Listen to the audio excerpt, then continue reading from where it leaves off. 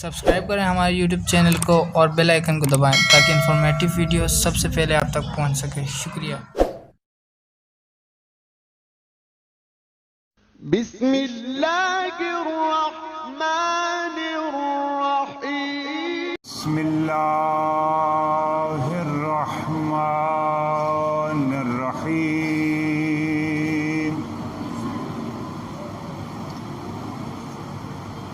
الحمد للہ الذی لا یبلغ مدحتہ القائلون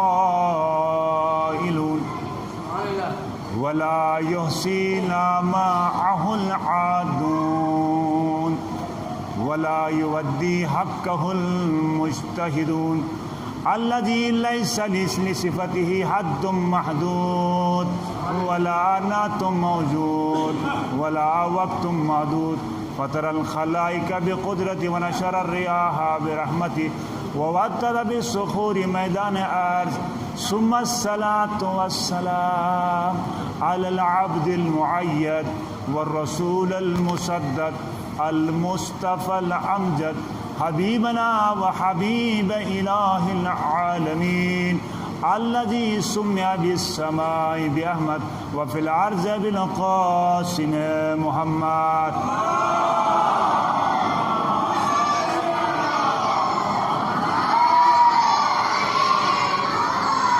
وعلى أهله الطيبين الطاهرين رب اشرح لي صدري ويسر لي أمري واحلل عقدة من لساني يفقهوا قولي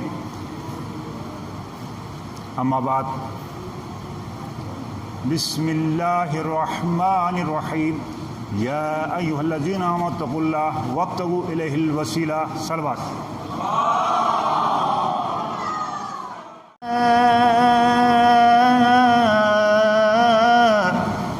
فاطمہ زہرا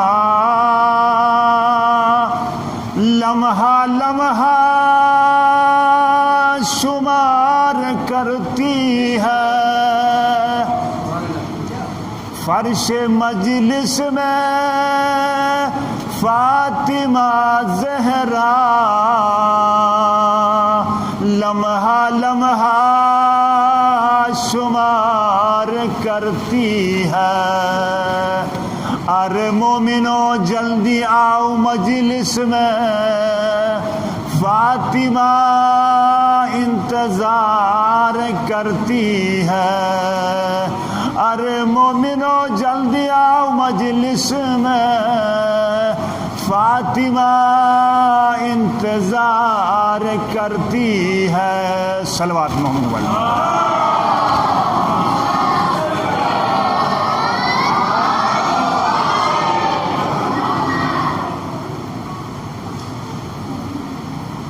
اہل بیت وسیلہ نجات تھے، اس موضوع پر آج ہماری 5ویں اور آخری مجلس ہے۔ میں نے سورہ مائدہ کی 35ویں آیت کی تلاوت کا شرف حاصل کیا۔ اس میں پروردگار عالم ارشاد فرما رہا ہے یا ایھا الذین آمنوا اتقوا اللہ وابتغوا الیہ الوسیلہ، اے ایمان والو تقوی اختیار کرو اور میری بارگاہ تک پہنچنے کے لیے وسیلہ تلاش کرو۔ اب اللہ ڈائریکٹ مخاطب ہو رہا ہے مومن سے، یا ایھا الذین آمنوا، اے ایمان والو، اے مومنو۔ پھر چھٹے امام جعفر صادق علیہ السلام فرماتے ہیں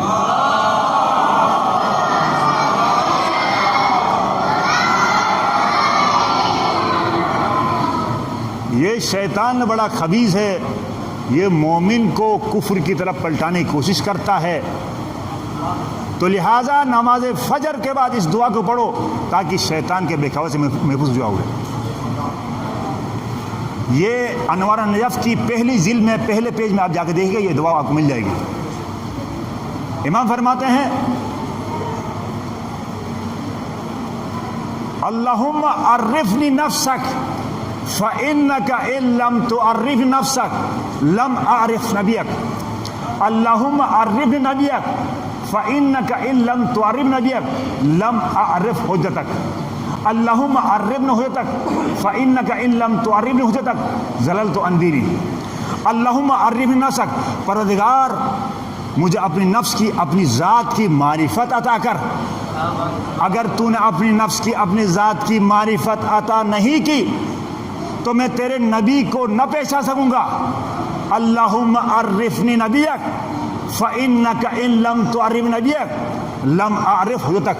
پروردگار مجھے اپنی نبی کی معرفت عطا کر. اگر تو نے نبی کی معرفت عطا نہیں کی تو میں تیری حجت کو امام زمانہ کو نہ پہچان سکوں گا.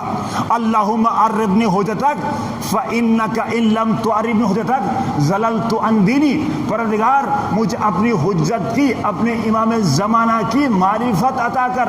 اگر تو نے اپنی حجت کی معرفت عطا نہیں کی تو میں دین سے بھٹک جاؤں گا, گمراہ ہو جاؤں گا. اسی طرح روایت میں ہے ماتا ولم یعرف امام زماننا ماتا میتۃ جاہلیہ. جو اپنے زمانے کے امام کو نہ پہچانے اور مر جائے تو جہالت کی موت مرتا ہے. ایک صلاۃ پر محمد پڑھ.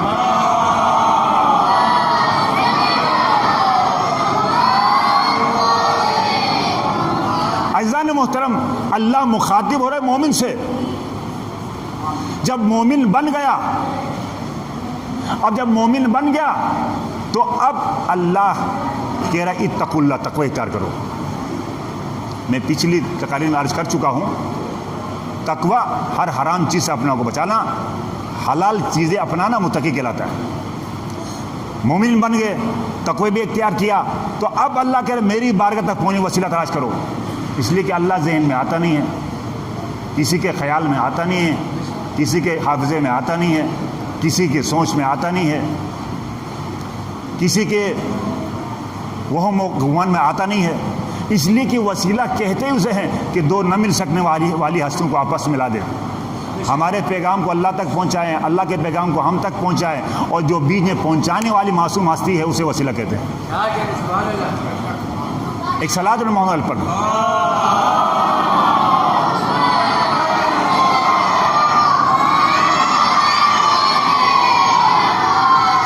عزیزان محترم, اب وسیلے کے لیے ہم نے کل کچھ مثالیں عرض کی تھی, آج پھر تھوڑی ایک مثالیں عرض کی رہتے ہیں. ایک شخص سے بیمار ہوا, اب وہ بدن اس کا بیمار ہوا. وہ شخص جب بیمار ہوا تو کیا کرے گا؟ ڈاکٹر کے پاس جائے گا نا. ڈاکٹر کے پاس جائے گا, اپنا علاج کرے گا. ڈاکٹر کے پاس جائے گا تو اس کا کیا ہوا, وہ تشخیص کر کے بھائی اس کی تمہاری یہ بیماری ہے, وہ دوائی دے گا.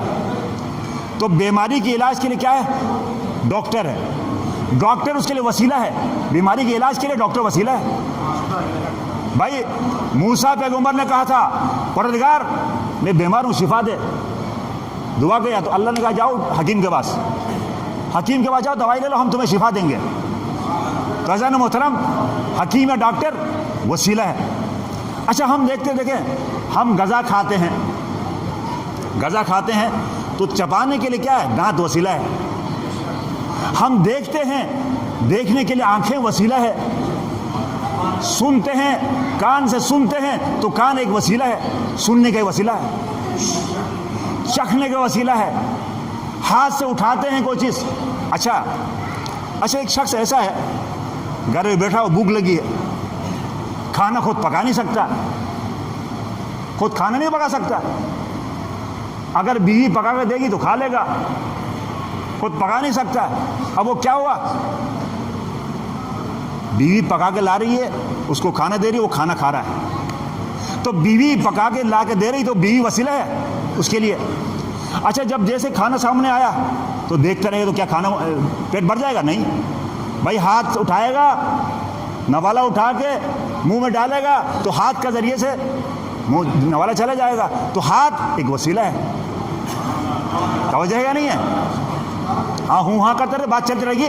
اذان محترم اسی طریقے سے اللہ نے انبیاء بھیجے. اللہ نے ڈائریکٹ نہیں, اللہ نے ڈائریکٹ بات نہیں کر رہا, بلکہ اللہ نے انبیاء بھیجے تاکہ اپنا پیغام ہم تک پہنچائیں. اب یہ قرآن آپ پڑھ رہے ہیں, کیا قرآن ڈائریکٹ اللہ نے آپ کو بھیجا ہے؟ قرآن نے رسول کے ذریعے سے اللہ نے قرآن کو رسول کے ذریعے سے ہم تک پہنچایا، تو وسیلہ ہے نا رسول۔ تو عزیزان محترم، اللہ نے اپنا پیغام 1,24,000 انبیاء کے ذریعے سے ہم تک پہنچایا، تو پہنچانے والے کیا ہیں؟ کون ہے؟ پیغمبر، انبیاء کیا ہیں؟ یہ وسیلہ ہیں۔ اللہ کے پیغام تو ہم تک پہنچانے کے وسیلے ہیں، توجہ یا نہیں ہے؟ اچھا، اسی طریقے سے جب 1,24,000 انبیاء میں سے آخری پیغمبر کون ہے؟ خاتم النبی حضرت محمد صلی اللہ علیہ وسلم ہے۔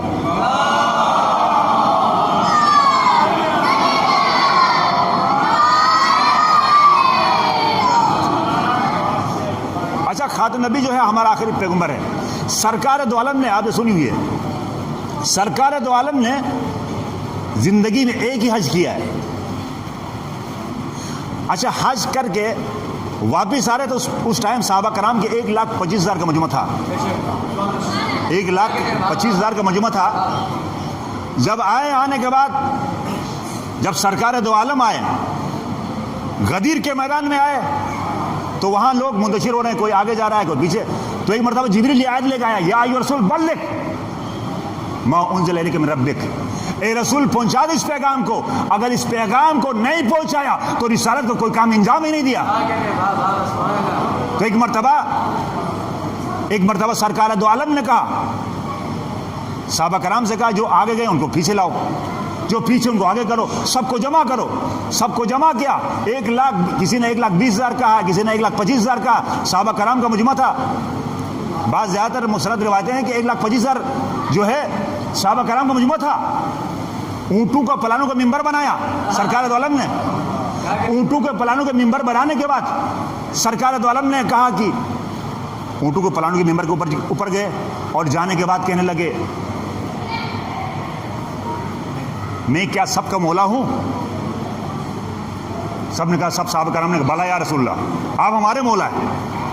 بس جیسے کہنا تھا کہ ایک مرتبہ علی کا ہاتھ پکڑا اور ہاتھ بلند کیا اور کہنے لگا، من کنت مولا فہذا علی المولا، میں جس کا مولا ہوں آج کے بعد یہ علی اس کا مولا ہے۔ بلند صاحب محمد پر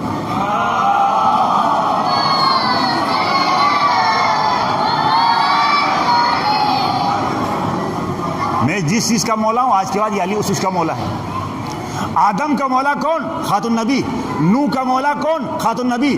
ابراہیم کا مولا کون؟ خاتم النبی۔ عیسیٰ کا مولا کون؟ خاتم النبی۔ یحییٰ کا مولا کون؟ خاتم النبی۔ یوسف کا مولا کون؟ خاتم النبی۔ ادریس کا مولا کون؟ خاتم النبی۔ موسیٰ کا مولا کون؟ خاتم النبی۔ عیسیٰ کا مولا کون؟ خاتم النبی۔ 1,24,000 انبیاء کا مولا خاتم النبی یہ کہہ رہا ہے، من کنت مولا فہذا علی مولا، میں جس کا مولا ہوں آج کے بعد یہ علی اس کا مولا ہے۔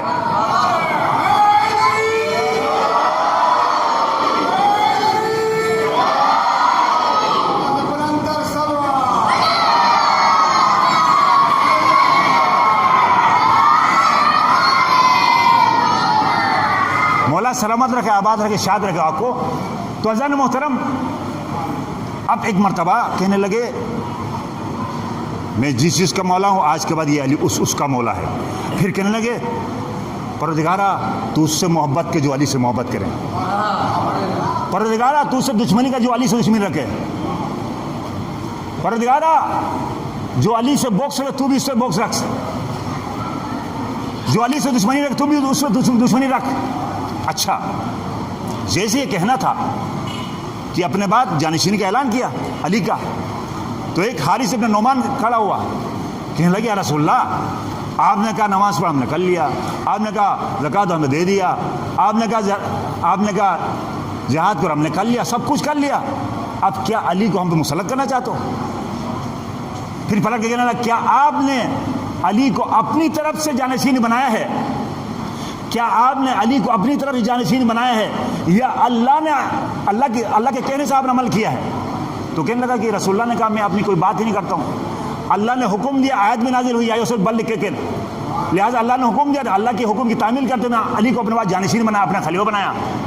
تو ایک مرتبہ حارث بن نعمان کہتا ہے، اے پروردگارا اگر یہ محمد سچ کہہ رہا ہے، اگر یہ رسول اللہ سچ کہہ رہا ہے تو مجھے پتھر کا عذاب نازل کر دے۔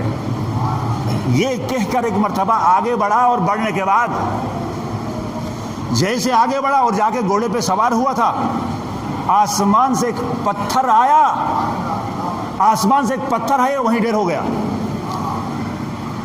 یہاں پر علی کے دشمن کو اللہ نے نیز و نابود کر دیا، اور عمر ابن عبدود جو تھا، جو اللہ کا دشمن تھا، وہ علی نے نیز نابود کر دیا اس کو۔ ایک صلاۃ علی محمد پر۔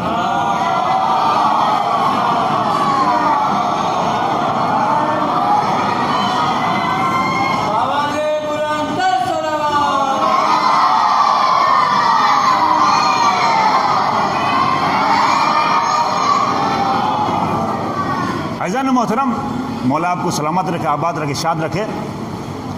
اچھا، تو لہذا اب سرکار دو عالم فرماتے ہیں علی میرے بعد یہ خلیفہ ہوگا، امام ہوگا، میرا جانشین ہے، یعنی میرے بعد یہ امام ہے، اس کے بعد حسن ہوگا، اس کے بعد حسین ہوگا، اس کے بعد زین العابدین ہوگا، اس کے بعد امام محمد باقر ہوگا، امام محمد باقر کے بعد جعفر صادق ہوگا، موسیٰ کاظم ہوگا، پھر علی رضا ہوگا، محمد تقی ہوگا، علی نقی ہوگا، اور 11واں حسن عسکری ہوگا، اور 12واں امام مہدی ہوگا۔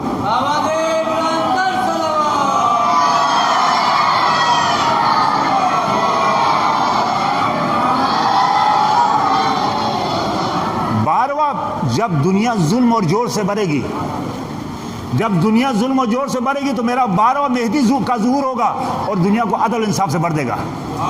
ایک صلاۃ علی محمد پر۔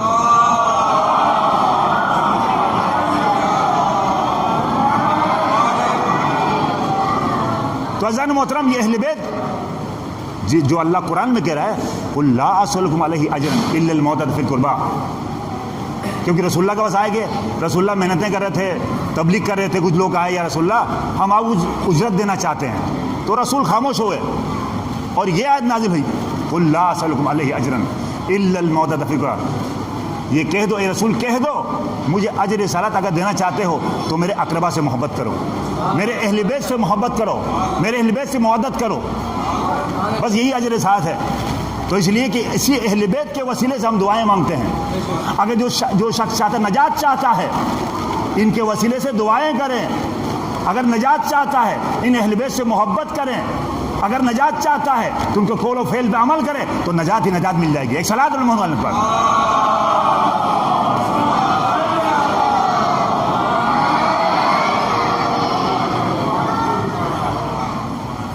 یہی جو رسول اللہ نے اپنے بعد علی کو اپنا جانشین بنایا، اسی علی کے یا علی مدد کے وسیلہ قرار دیتے ہیں۔ یہی مولا علی فرماتے ہیں، جو پچھلی دفعہ ایک تقریر میں عرض کیا تھا میں نے، حاسبوا قبل ان تحاسبوا، مرنے سے پہلے اپنا حساب کر لے۔ انسان جب مرتا ہے تو خوف غفلت سے بیدار ہوتا ہے، تو لہذا مولا فرماتے ہیں جب شب جمعہ آ جائے، جب شب جمعہ آ جائے تو اپنے مرحومین کو ضرور یاد کرو، بلکہ امام فرماتے ہیں کہ بعض مرحومین آتے ہیں شب جمعے کو خوش ہو کے دعائیں دے کے چلے جاتے ہیں، اور پھر دوسرے قسم کے مرحومین آتے ہیں اور روتے ہوئے چلے جاتے ہیں۔ اس لیے کہ پہلے والے جو آتے ہیں وہ آ کے جب پہلے والے آتے ہیں تو اسے کیا کرتے ہیں، وہ ان کے نام پہ کوئی خیرات دیتا ہے، ان کے نام کوئی صدقہ دیتا ہے، ان کے نام پہ 2 رکعت نماز پڑھتا ہے، ان کے لیے دعائیں کرتا ہے، تو وہ خوش ہو کے دعائیں دے کے چلے جاتے ہیں۔ لیکن دوسرا ایسے ہیں، لیکن دوسرے جو ہے جو روتے ہوئے چلے جاتے ہیں، جب وہ آتے ہیں دیکھتے ہیں جائیدادیں ہم نے بنا دیا، بلڈنگیں ہم نے بنا دیا، عیش وہ کر رہے ہیں، لیکن ہمیں بھول گئے ہیں، نہ کوئی خیرات کرتا ہے، نہ کہ ہمیں نماز پڑھتا ہے، نہ ہمارے کوئی صدقہ دیتا ہے، ہمیں یاد ہی نہیں کرتے ہیں۔ بلکہ برا بھلا کہہ کے چلے جاتے ہیں. بلکہ روایت میں یہ ہے کہ امام فرماتے ہیں کہ بعض دفعہ ماں آتی ہے نا، ماں رات کو شب جمعے کو آتی ہے، صبح تک انتظار کرتی ہے.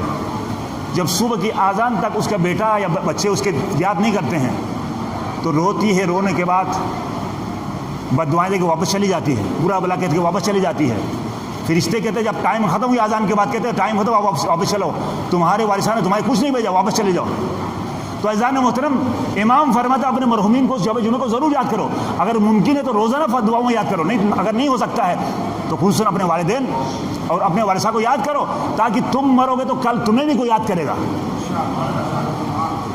اس لیے علماء نے تاکید کی ہے. تو عزیزان محترم، پھر امام فرماتے ہیں کہ جمعے کے دن مومنین اور مومنات کی روحیں وادی السلام میں جمع ہوتی ہے،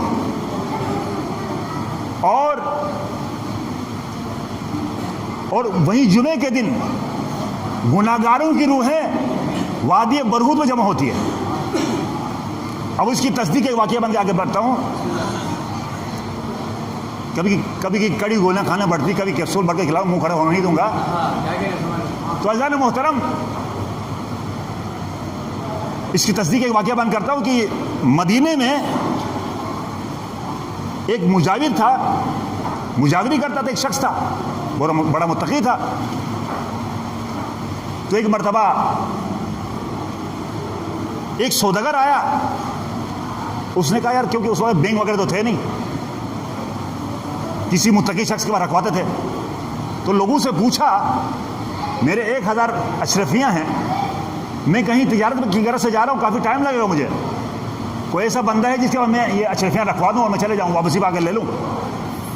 تو لوگوں نے کہا کہ یہاں ایک ہی متقی شخص ہے، مجاور ہے، مسجد نبوی کا مجاور ہے، لہٰذا اس کے بعد جاؤ، اس کے بعد رکھوا دو، جب واپس آئے تو مل جائے گا. اچھا تو ٹھیک ہے. وہ سوداگر نے اپنے 1000 اشرفیاں وہاں لے جا کے اس نے اس مجاور کے بعد رکھوا دیا مسجد. جب رکھوانے کے بعد وہ چلا گیا. کچھ عرصے کے بعد جب واپس آیا، سوداگر جب واپس آیا تو پتہ چلا وہ مجاور مر گیا، مجاور کا انتقال ہو گیا. تو ایک مرتبہ لوگوں سے پوچھنے لگا تو کہنے لگا کہ بچے ہیں، جا کے پتہ کر لو، ہو سکتا ہے چھوڑ دو گھر پہ. تو گھر میں جا کے پوچھا تو انہوں نے کہا ہمیں کوئی امانت دیا نہیں ہے، ہمیں کوئی امانت دیا نہیں، ہمیں کوئی پتہ نہیں ہے کوئی امانت کے بارے میں. تو بڑا پریشان ہو گیا سوداگر. تو پریشانی کے عالم میں ایک مرتبہ علماء سے رجوع کیا. تو علماء نے کہا، کیونکہ وہ متقی شخص تھا، وہ مجاوری کرتا تھا، لہذا جمعے کے دن جاؤ، جا کے وادی السلام میں جاؤ اور اس کے نام سے آواز دے دو. اگر وہ آواز دے تو اس سے پوچھو میری امانت کہاں ہے. تو ایک مرتبہ وہ چلا گیا، جمعے کے دن وادی السلام میں گیا. جانے کے بعد اس شخص کا نام دے کے آواز دیا، 1 دفعہ دیا، 2 دفعہ، 3 دفعہ دیا، کوئی آواز نہیں آئی. تو ایک مرتبہ مایوس ہو واپس پلٹا. علماء سے کہا میں نے آواز دیا تھا لیکن کوئی جواب نہیں ملا. تو کہنے لگا شاید وہ گناہگار ہوگا، جاؤ وادی برہوت میں جاؤ، یہ گناہگاروں کی جگہ ہے، مومن و مومنات کی. اگر مومن و مومنات گناہ کریں گے تو وہاں ڈالا جاتا ہے. وادی برہوت میں وہاں جا کے جمعے کے دن آواز دے دو. جب آواز آئے تو پوچھ لینا، اس کا نام لے کے آواز دینا، اور جب وہ پوچھے تو امانت کہاں ہے پوچھ لینا اس سے. تو اس نے علماء کے کہنے سے ایک مرتبہ وادی برہوت چلا گیا. جب برہوت میں چلا گیا تو سوداگر، تو اس نے پوچھا، اس کا نام لے کے پکارا تو اس نے بولا ہاں میں ہوں. پوچھو کیا حکم ہے. اس نے کہا جو 1000 اشرفیاں دیا تھا آپ کو، کیا کیا آپ نے؟ ایک امانت آپ کو رکھوائی تھی، کیونکہ مومن کبھی امانت میں خیانت نہیں کرتا ہے، وعدہ خلافی نہیں کرتا ہے، جھوٹ نہیں بولتا ہے. تو لہٰذا ایک امانت کہاں آپ کو دیا تھا، کیا کیا آپ نے؟ کہنے لگا میں میرے گھر کے کونے میں، میرے گھر کے فلاں کمرے کے کونے میں نیچے دفنا دیا، ایک پتھر بھی رکھا ہے، پتھر کے میں نے اوپر مٹی ڈالا ہے، اس کو کھود کے دیکھو تمہاری امانت وہاں رکھی ہے. اچھا جیسے اس کا مسئلہ تو حل ہو گیا. اس نے پوچھا آپ تو بڑے متقی شخص تھے، آپ تو مجاوری کرتے تھے رسول اللہ کے روزے کی، تو آپ یہاں پر کیسے آ گئے؟ یہ تو وادی برہوت گناہگاروں کی جگہ ہے. بس جیسے کہنا تھا تو وہ کہتا ہے کہ مجھ سے 3 گنا سرزد ہو گئے ہیں۔ پہلا گناہ یہ ہے کہ میں اصل میں مکے کا رہنے والا تھا، میں مکے کا رہنے والا تھا، لہذا میں اپنے ماں باپ سے، بیوی بچوں سے لڑ کے آیا تھا، لہذا میں یہاں مجاوری کرتا تھا، اس سے پہلے لڑ کے آیا تھا، قطع رحمی کیا تھا۔ پہلا گناہ یہ تھا جس کی وجہ سے میری عمر بھی جلدی کم ہو گئی۔ اس لیے میں نے امام کو کل پہلے بیان کیا تھا پیچھے مجالس میں کہ بھائی اگر کسی کی عمر 33 سال ہے، اپنے ماں باپ کے ساتھ یا رشتہ داروں کے ساتھ قطع رحمی کرو گے تو تمہاری عمر 33 سال ہے تو 3 سال ہو جائے گی۔ اگر صلہ رحمی کرو گے، اپنے ماں باپ کے ساتھ صلہ رحمی کرو گے، اپنے رشتہ داروں سے صلہ رحمی کرو گے تو امام فرماتے 3 سال ہے تو 33 سال ہو جائے گی۔ تو عزیزان محترم، میرا پہلا گناہ یہ تھا کہ میں نے وہاں مکے میں تھا، میں ماں باپ سے رشتہ داروں سے لڑ کے آیا تھا، پہلا گناہ یہ تھا، میں نے قطع رحمی کیا تھا۔ دوسرا گناہ جب میں مجاوری کر رہا تھا تو اس ٹائم مسجد نبوی میں کسی شخص نے 2 درہم مجھے دیا تھا، کسی مستحق کو دے دو، میں نے کسی غیر مستحق کو دیا۔ دوسرا گناہ یہ ہے۔ تیسرا گناہ یہ ہے کہ معمولی کسی بات پر ایک عالم کی میں نے بے عزتی کی تھی، محلے میں اس کی کسی چھوٹی سی بات پر یعنی میں نے بے عزتی کی، لہٰذا وہ تیسرا گناہ یہ تھا، اس وجہ سے میں عذاب مبتلا ہوں یہاں کرے۔ ایک صلوات پڑھیں محمد علیہ پر۔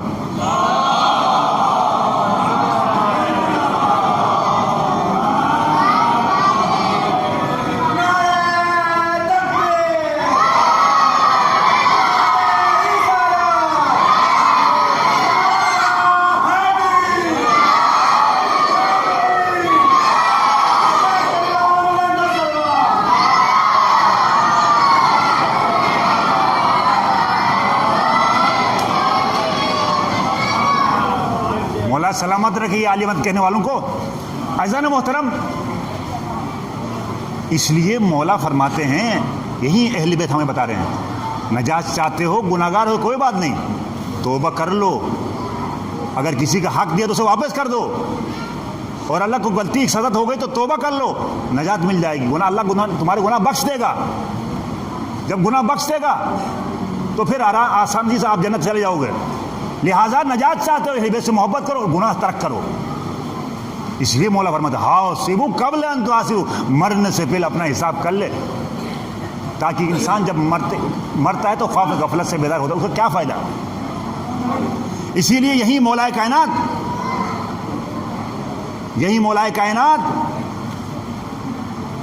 یا علی مدد کے جو وسیلہ طلب کرتے ہیں، یہی مولا کائنات جس نے بہت سے خطبے دیے ہیں، بہت سے کرامات دکھائے ہیں، بہت سے معجزات دکھائے ہیں، جس کی وجہ سے یہودی، عیسائی اور ہندو اور کتنے غیر مسلم مسلمان ہو گئے ہیں۔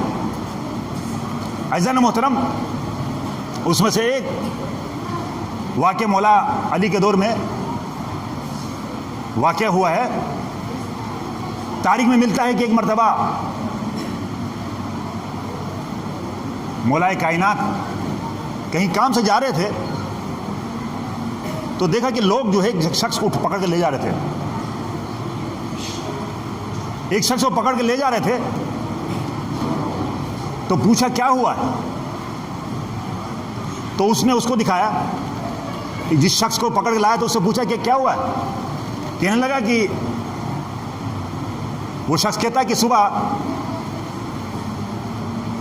ہم لوگ دن میں بیٹھے ہوئے تھے اندر گھر پہ، ایک گائے اندر داخل ہو گئی، جب گائے اندر داخل ہوئی تو ہم نے نکال کے باہر کر دیا، جیسی باہر کیا تو دوبارہ گائے واپس اندر داخل ہو گئی۔ کہتا میری زوجہ حاملہ تھی۔ اکثر جو شادی شدہ حضرات انہیں پتہ ہے کہ جب حاملہ خاتون بعض دفعہ کسی چیز کے کھانے کی خواہش رکھتی ہے تو اس کی خواہش تھی، کافی دنوں سے مجھے کہہ رہی تھی کوئی کباب لے آؤ، مجھے کباب کھانے کی خواہش ہے، کوئی کباب لے آؤ، لیکن میرے پاس پیسے نہیں تھے، میں نہیں لے سکا۔ تو لہٰذا جب دوسری مرتبہ اندر آئی تو اس نے کہا بھائی یہ گائے ذبح کر لو، کباب بنا کے دے دو تاکہ میں کباب کھاؤں۔ تو اس نے کہا یہ حرام ہے، ایسے نہیں کر سکتا۔ اچھا، اس کو نکال لیا، باہر کر کے تالا لگا دیا۔ کہہ رہا میں نے باہر نکال کے تالا لگا دیا۔ کہا تیسری مرتبہ اس نے دروازہ توڑ کے اندر داخل ہو گئی وہ گائے، تو اس کی بیوی نے کہا، وہ کہتے میری بیوی نے کہا دیکھو اس میں کوئی ہمارا حق ہے، ہمارا کوئی حق ہے، اسی لیے دروازے بھی توڑ کر اندر داخل ہو گئی گائیں۔ اچھا اب جیسی گائیں بس بیدار ہو کے سنیے، بس یہ سب زحمتیں تمام کر رہا ہوں آپ کی۔ تو کہنے لگے کہ ہمارا کوئی حق ہے، شاید اس لیے دروازہ بھی توڑ کے اندر داخل ہو گئی ہے۔ تو ایک مرتبہ جب بیوی نے کہا تو میں نے ذبح کر لیا اس کو، گائے کو ذبح کر کے کباب بننے لگے۔ یہ کوکب دری میں والے نے لکھا ہے، اہل سنت کا وہ ہے، اور شیعہ کتاب ہے معجزات نامی، علی کے معجزات نامی کتاب میں بھی یہ واقعہ درج ہے، آپ جا کے دیکھ سکتے ہیں۔ تو عزیزان محترم، اچھا جیسے ہی ہم نے ذبح کر کے کباب بننے لگے تو ہمسایہ کا جو شخص تھا ان کا مخالف تھا، ہمسایہ والا ان کا مخالف تھا۔ اس نے جب کباب کی بو اس کے پاس آ گئی، جب کباب کی بو آئی تو اس نے چھت میں جا کے دیکھا، ارے کیا وہ ہے؟ اب جب چھت میں دیکھا کباب پک رہے ہیں، جب معلومات کیا تو پتہ چلا گائے ذبح کیا ہے۔ جب گائے ذبح کی، جب گائے دیکھ کے کہنا مالک تک خبر پہنچا دی بھائی تمہاری گائے تو ذبح کر کباب بنایا جا رہا ہے۔ اچھا جیسے ہی گائے کا مالک آیا، بھائی بیدار وہ سنیے، میں تام کیا آپ کی، گائے کا مالک آیا اور کہنے لگا، وہ شخص کہتا ہے کہ گائے کا مالک آیا، آ کے لوگوں کے ساتھ آیا، اس کے بعد مجھے اٹھا کے یہاں لائے، خلیفہ کے پاس لے گئے، خلیفہ کے پاس لے گئے تو خلیفہ نے کہا اس کے ہاتھ کاٹنے کا حکم دیا، اب مجھے ہاتھ کاٹنے لے جا رہے ہیں۔ تو ایک مرتبہ کہا کہ واپس چلو خلیفہ کے پاس، واپس جانے لگے اور جا کے بعد خلیفہ سے کہا علی علیہ السلام نے، کیا اس کا فیصلہ میں کر دوں؟ اس کا فیصلہ میں کر دوں؟ بیداروں کو سنیے گا، فیصلہ کر دوں؟ کہا خلیفہ نے کہا آپ کر لے۔ تو ایک مرتبہ علی علیہ السلام نے کہا اس گائے کا جو مالک جس کی گائے ہے، اصل جو مالک ہے اس کو بلاؤ۔ اس کو لایا گیا، کہا اس کی گردن سر تن سے جدا کر لو، گائے کا سر بھی لے آؤ، اور جو گائے کا مالک جس نے کباب بنایا وہ نہیں، جو جس کی گائے تھی، جس نے اس کو ملزم کو پکڑ کے لایا ہے میلے کے لوگوں کے ساتھ، جب اس کو لایا ہے تو اس کا سر قلم کرو، اس گائے کے مالک کا سر قلم کرو، اور اس کے بعد کہنے لگا کہ گائے کا سر بھی لے آؤ۔ جب لائے گئے، کیونکہ خلیفہ نے اجازت دے دیا تھا، تو علی علیہ السلام فیصلہ یہ کیا کہ بھائی اس کی گائے کا مالک کا سر قلم کیا اور گائے کا سر بھی رکھا، اور رکھنے کے بعد کہنے لگا کہ گائے کے سر کی طرف مخاطب ہو رہا تھا۔ خلیفہ نے کہا اے ابو الحسن یہ کیا کیا آپ نے؟ کہنے لگا کہ رسول اللہ نے کہا تو ایک واقعہ پیش ہونے والا ہے، اور یہ واقعہ پیش ہو گیا، میں اس کا فیصلہ میں کر رہا ہوں، آپ دیکھ لیں۔ تو ایک مرتبہ سرکار امیر المومنین علی علیہ السلام نے ایک مرتبہ گائے کے سر کی طرف مخاطب ہو کہا کیا ہوا، کیا ہوتا ذرا بتاؤ۔ گائے نے امیر المومنین کی بات میں کہنے لگا اصل مسئلہ یہ ہے کہ یہاں پر جو کباب بنا رہا تھا، جو کباب مجھے ذبح کر کے جو کباب بنایا تھا، بیوی اور اس نے کباب بنایا تھا، وہ کباب جس نے بنایا تھا اس کا باپ کا اصل وہ میرا مالک تھا۔ گائے کے لیے اصل مالک وہ تھا میرا، کباب بنانے والے کا ذبح کر جس نے کباب بنایا تھا وہ اصل مالک میرا تھا، اس نے میرے مالک کو قتل کر کے مجھے چھین لیا تھا۔ جب قتل کر کے چھین لیا تھا تو میں آج دن کو میں اس مالک میرے مالک جو جس کو قتل کیا اس کے گھر میں، بیٹے کے گھر میں جب داخل ہو گئی، پہلی دفعہ داخل ہو گئی، اسے نکال لیا، دوسری مرتبہ داخل ہو گئی تو نکال دیا، تیسری مرتبہ جب داخل ہو گئی تو گائے کہتی ہے تیسری مرتبہ جب داخل ہو گئی تو بیوی نے کہا آپ کباب بنا دو، اس میں کوئی ہمارا حق ہے، اس لیے بار بار دروازے توڑ کے بھی اندر داخل ہوئی، ہمارا حق ہے، ذبح کیا، لہٰذا مجھے کباب بنایا۔ اب میں تصدیق کرتی ہوں کہ آپ امیر المومنین ہیں، آپ وصی رسول ہیں، آپ علی ابن ابی طالب ہیں جو وصی رسول ہیں، میں تصدیق کرتا ہوں۔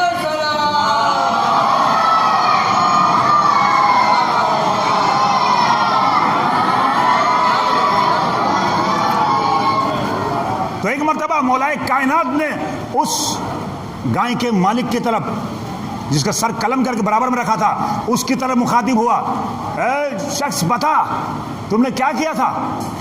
وہ کہنے لگا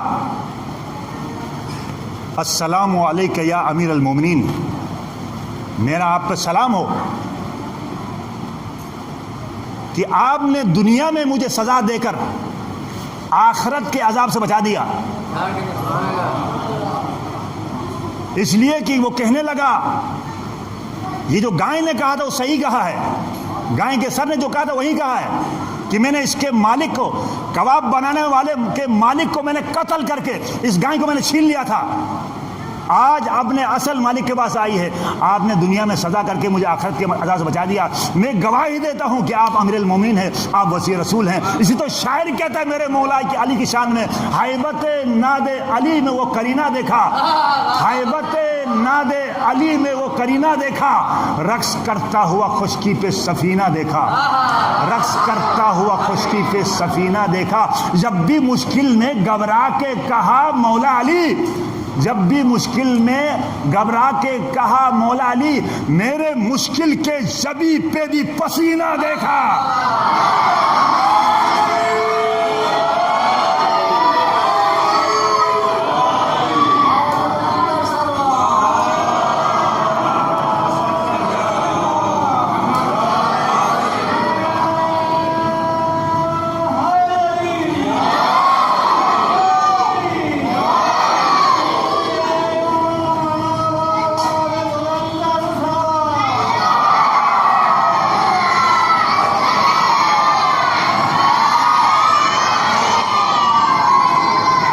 سلامت رہے گی عالمیت کہنے والوں کو۔ میں آپ کو اتنی زحمت نہیں دیتا، لیکن مجھے حکم تھا کہ کچھ مجلس لمبی کرنے کے لیے حکم دیا تھا، اس لیے میں آپ کی دو چار باتیں کر رہا ہوں۔ حضرات محترم، بس میری گفتگو تمام ہوئی، انشاءاللہ زندگی رہی تو پھر کبھی گفتگو آگے بڑھائیں گے، اس لیے کہ انسان کو کوئی پتہ نہیں آج ہیں آئندہ سال محرم تک زندگی ملے نہ ملے، کوئی پتہ نہیں، اس لیے کہ مجلس حسین کو آخری مجلس سمجھ کے سن لیا کرو، یہ آنسو بخشی کا سبب بن سکتے ہیں۔ یہی مولا علی جس نے خطبہ دیا ہے، بہت سے خطبہ دیے ہیں، جس نے گائیں کا فیصلہ کیا ہے، اسی مولا علی نے، اسی مولا علی کا بیٹا حسین شام کے بازار کی طرف جیل وقت لے جایا جا رہا تھا۔ مولا علی کا بیٹا حسین کا سر نو کے نیزہ پہ بلند تھا اور سورہ کہف کی تلاوت کر رہا تھا۔ جب سورہ کہف کی تلاوت کر رہا تھا اور شہداء کے سر بھی تھے، اس میں اسی مولا حسین کا بیٹا علی اکبر کا سر بھی تھا جو نو کے نیزہ پہ بلند تھا۔ کسی شام کی کسی عورت نے کہا، اتنا خوبصورت جوان، اتنا خوبصورت بچہ، اتنا خوبصورت جوان ہے، کاش اگر اس کی ماں تو اسے دیکھ کے مر گئی ہوگی، اسے ذبح کیا گیا نوجوان کو، اور اتنا خوبصورت جو شبیہ پیغمبر تھا نا اکبر۔ آپ نے گریہ کیا، مجلس تمام ہوئی، عزیزارو مولا کوئی غم نہ سوائے غم حسین کے۔ تو ایک مرتبہ مولا حسین کا سر نو کا نیزہ بلند تھا، علی اکبر کا سر نو کا نیزہ بلند تھا، اور ایک مرتبہ شہداء کے سر نو کا نیزہ بلند تھے، اور شام کے طرف لے جایا جا رہا تھا، شام کے دربار کی طرف لے جایا جا رہا تھا کہ ایک مرتبہ ایک یہودی بستی آئی۔ جب یہودی بستی آئی تو ایک مرتبہ ایک یہودی دوڑتے ہوئے آیا، آنے کے بعد شمر سے کہا یہ کون ہے؟ کہنے لگے، شمر کہتا ہے یہ حسین ابن علی ہے۔ کون حسین ابن علی؟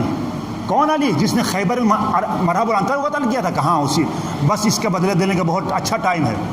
یہ عورتیں کون ہیں؟ کہا یہ علی کی بیٹی زینب ام کلثوم ہے۔ اور یہ حسین ابن علی ہے، یہ علی کا لال حسین ہے۔ بس ایسے کہنا تھا کہ اب تو مرحب اور انتر کو قتل کیا تھا، اس کا بدلہ لینے کا اچھا ٹائم ہے۔ یہ کہہ کے دوڑتے ہی گیا، دوڑنے کے بعد کہنے لگا اب یہیں روکنا قافلہ۔ دوڑتے گیا، عورتوں کو جمع کیا، اور عورتوں کو ایک مرتبہ جمع کرنے کے بعد اپنی عورتوں سے کہا کہ چھتوں میں نکلو، گھروں کے چھتوں میں نکلو۔ بہت سی عورتوں کو چھتوں میں نکلی، اور کچھ عورتوں سے کہا پتھر لے کے جاؤ، اور کچھ عورتوں نے پتھر لیے، دامن نے پتھر اٹھایا، اور ایک مرتبہ دو عورتیں آگے بڑھی. یہ قوم کے ذاکرین اور علماء بیان کرتے ہیں.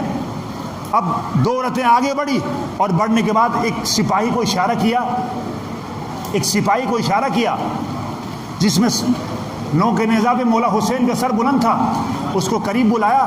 اس عورت نے اپنا ہار بھی اسے دے دیا, سونے کا ہار بھی دے دیا. کہا قریب لاؤ. کہا یہ حسین ابن علی کا سر ہے نا. کہا اچھا یہ عورت کون ہے, یہ خاتون کون ہے؟ کہنے لگا یہ زینب ہے, یہ علی کی بیٹی زینب ہے. بس جیسے کہنا تھا. اس نے عورت نے کہا کہ میں حسین کے سر پہ پتھر مارتی ہوں اور تم زینب کے سر پہ پتھر مارو تاکہ ہم علی کے بدلہ لے لیں. خیبر میں مرا بنا تھا, قتل کیا, اس کا ہم بدلہ لے لیں. یہ کہہ کر ایک مرتبہ اس عورت نے ایک پتھر مولا حسین کے سر پہ مارا, پھر دوسرا پتھر مارا تو ایک مرتبہ مولا حسین کے سر سے خون بہنے لگا. اور دوسری عورت نے شہزادی زینب کے سر پہ پتھر مارا تو شہزادی زینب کے سر سے خون بہنے لگا. تو ایک مرتبہ شہزادی زینب کہتی ہے اے پروردگار یہ قوم ناسمجھ ہے, انہیں ہدایت دے دے. عزیزارو یہ اہل حرم کا یہ قافلہ شام کے بازار لے جایا گیا, اس کے بعد شام کے دربار لے جایا گیا. شام کے دربار سے زندان شام میں قید کیا گیا. اس کے کچھ عرصے کے بعد اہل حرم کو رہائی ملی. اب جب اہل حرم کو رہائی ملی, مدینے کے لیے سواریاں تیار ہوئی. اب جب مدینے کے لیے سواریاں تیار ہوئی تو راوی کہتا ہے کہ ایک مرتبہ شہزادی زینب نے مولا سجاد سے پوچھا بابی رباب نظر نہیں آ رہی ہے, بابی رباب کہاں ہے؟ جیسے یہ کہنا تھا مولا سجاد نے زندان شام کی طرف اشارہ کیا. زندان شام میں جب شہزادی زینب اور مولا سجاد جب زندان شام میں گئے تو کیا دیکھا؟ ایک مرتبہ بی بی رباب نے سکینہ کی قبر پہ اپنے آپ کو گرا دیا تھا. بی بی رباب نے سکینہ کی قبر پہ اپنے آپ کو گرا دیا تھا اور کہتی تھی ہائے سکینہ میری گود اجڑ گئی, اصغر تیر کھا کے کربلا میں رہ گیا, آپ یہاں رہ گئی, ہائے میری گود اجڑ گئی. آپ میں ماں بہنوں اگر آپ سن رہی ہے اللہ آپ کی گودیاں سلامت رکھیں, لیکن ہائے بی بی رباب کی گود اجڑ گئی.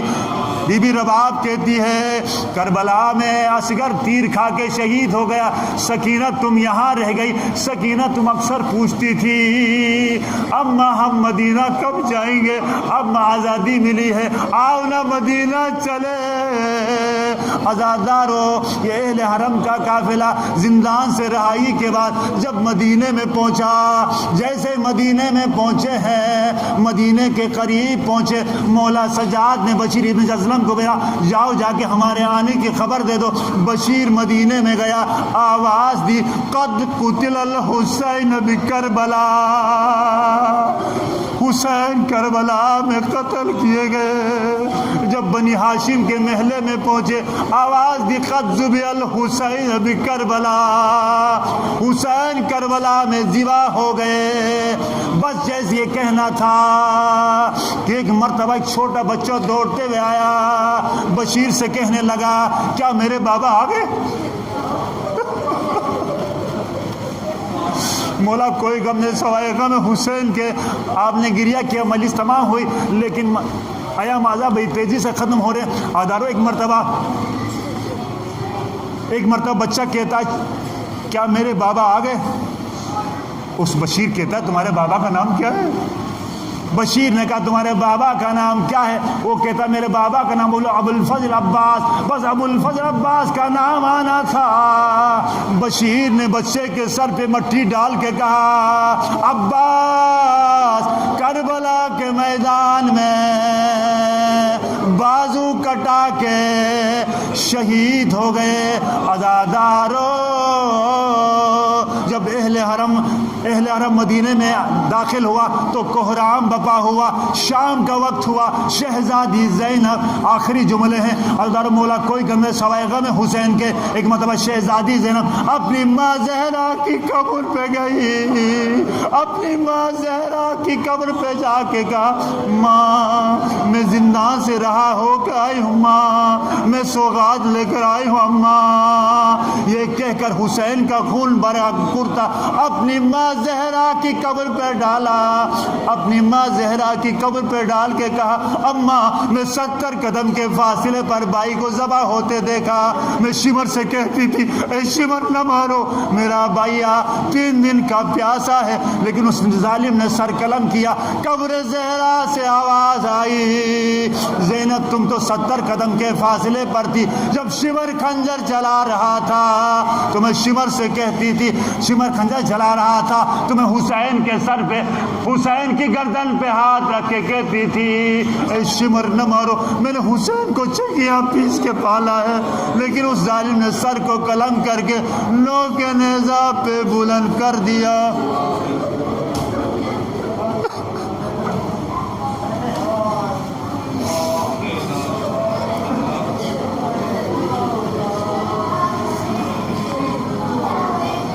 اللہ لعنت اللہ علی القوم الظالمین وسيعلم الذين ظلموا أي منقلب قالوا إنا لله وإنا إليه راجعون۔ پروردگارا